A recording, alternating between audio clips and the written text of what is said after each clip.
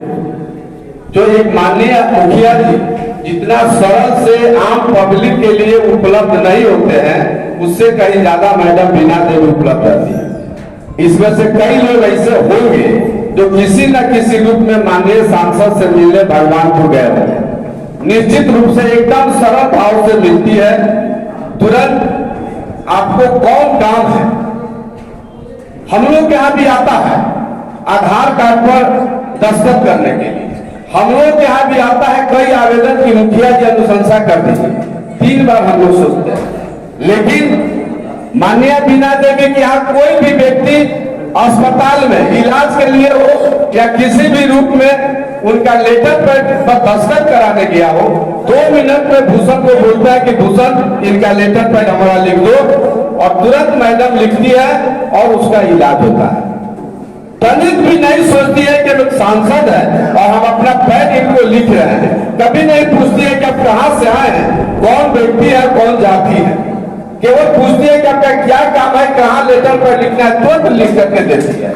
तो इतना सरल से उपलब्ध रख करके और अपना काम करती हो, वैसे व्यक्ति को हम नहीं चुनेंगे तो किसको चुने। रहा विकास की बात, तो दिनेश बाबू माननीय एमएलसी है।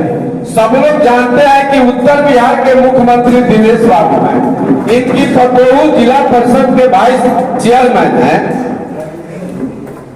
यहाँ पे स्थानीय इनके विधायक हमारे भाजपा के हैं और सांसद माननीय बीना देवी हमारी है। 4 शक्तियां, राज्य में हमारी सरकार है, केंद्र में हमारा सरकार है। हम लोगों से विकास नहीं होगा तो एक कोई एमपी बन जाएगा वो विकास कर सकता है क्या? ये बहुत सोचनीय बात है भाई, विचारणीय बात है। और कहावत है, ललन जी को आकर गए हैं कि खेत को फरते रख दीजिएगा और अगला साल चाहिएगा कि उपज हो जाए, तो संभव है क्या?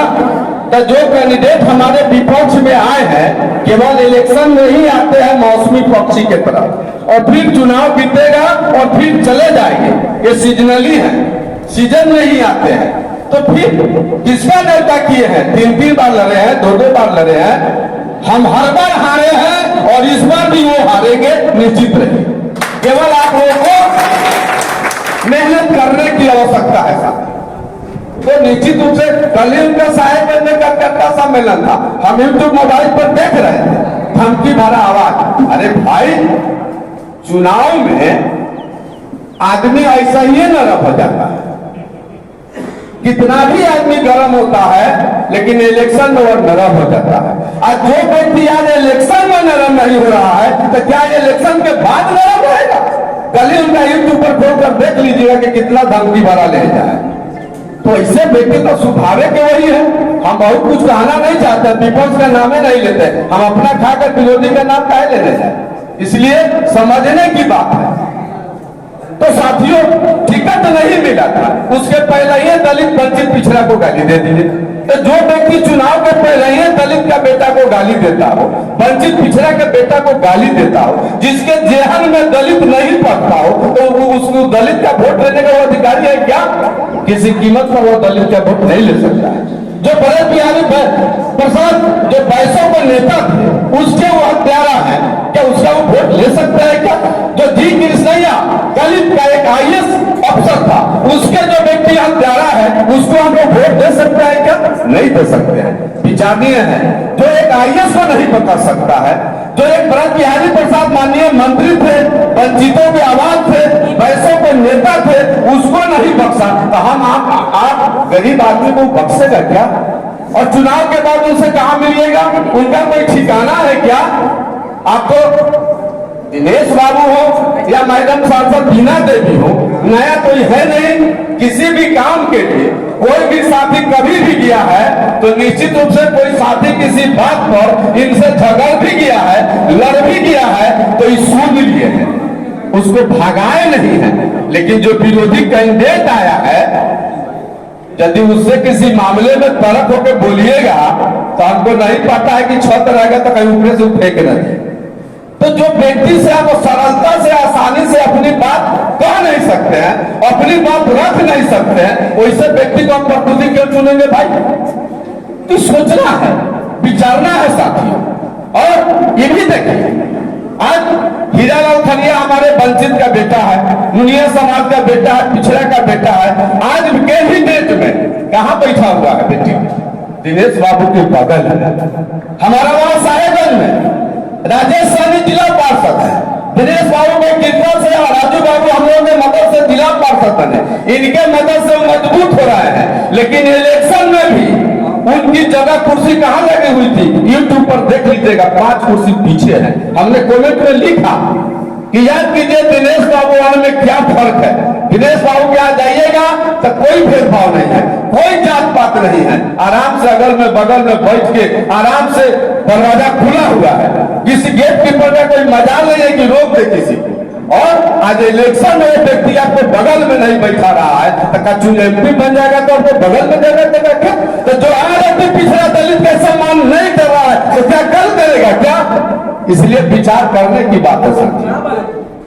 बहुत बात नहीं करते हुए अपनी बारी को विराम देते हैं, क्योंकि हम तो आपके बगल के हैं। हमेशा हमारा बाजारे है फुलवरिया, हमेशा आप लोग से मिलते जुलते रहते हैं और हर दुख सुख में हम शामिल रहते हैं। हम भी अपनी ओर से आपको आग्रह करते हैं कि सब आदमी नरेंद्र मोदी के लिए, नीतीश कुमार के लिए, यदि नीतीश कुमार नहीं होते तो गरीब का बेटा मुखिया बनता क्या? जो न कभी हुआ था पंच, वो नीतीश जी के राज में हुआ सरपंच।